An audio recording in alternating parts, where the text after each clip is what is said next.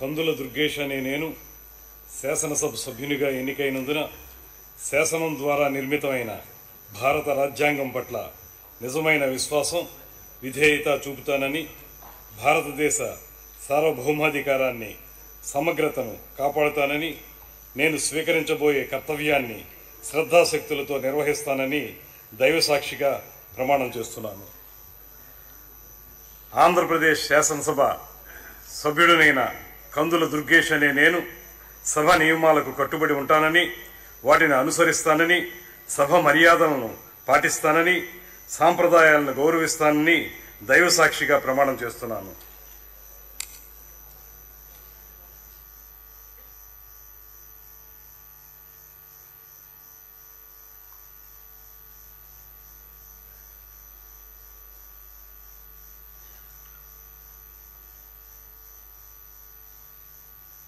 Shri Farooq नस्यम Mohammad.